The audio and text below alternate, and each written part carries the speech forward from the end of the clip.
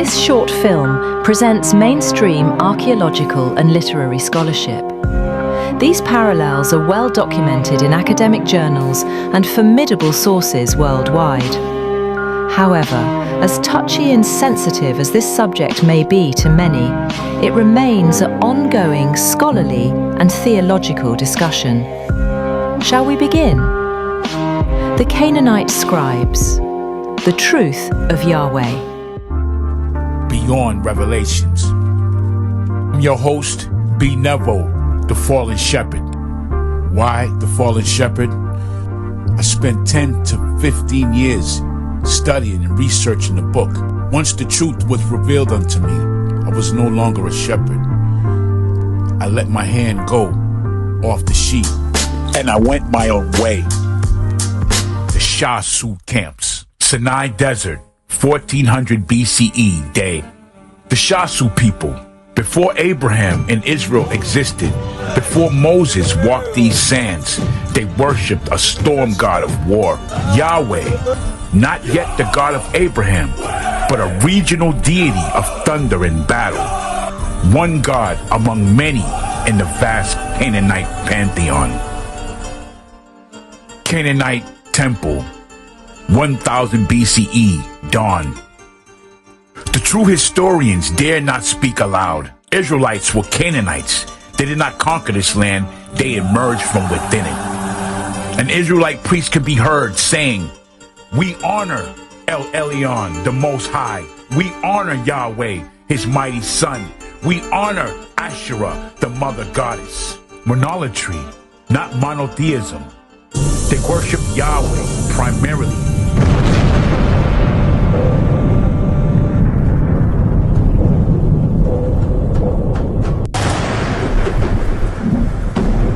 But acknowledge others.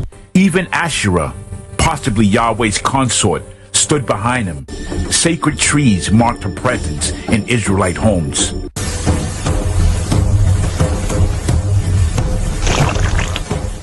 The divided kingdom.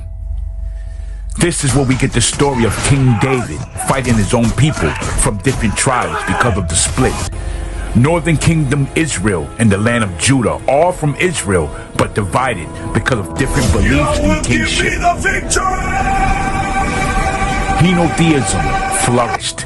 Yes, the Hebrews worshiped Baal alongside Yahweh. The storm gods competed for devotion. The biblical text would later call this apostasy, but it was simply reality. The battle for exclusive worship had begun, but true monotheism, that revolution yet to come. Babylonian exile. Babylonian chamber, 586 BCE, night. Zoroastrian priest. There is but one divine truth. Ahura Mazda alone deserves worship. The Jewish scribes huddled frantically by the candlelight. The exiled scribe says, if Yahweh allowed our destruction, either he is weak or he alone controls all nations. The elder scribe to the exiled scribe, then we must rewrite our understanding. Not Yahweh is greatest among gods, but Yahweh alone is. Hint, I am. The Babylonian exile, the crucible of monotheism, influenced by Persian Zoroastrianism, traumatized by defeat. The exiles transformed Yahweh from the supreme God to the only God. They rewrote history, making Abraham a monotheist, Moses a revolutionary against polytheism. The truth?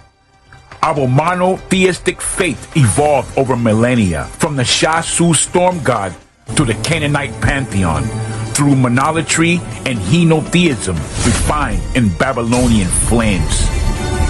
This doesn't diminish faith, it enriches it. To understand that even our conception of the divine evolved.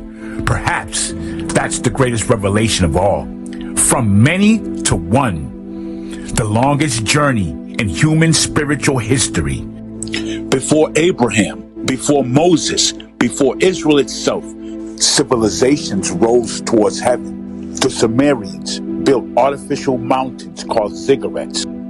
Each culture added its voice to the conversation. The Akkadians, the Shasu, the Canaanites, all searching for the divine. The Sumerians built ziggurats, artificial mountains to reach the gods. I thank you for your time and patience. Please like, comment, and subscribe. Light speed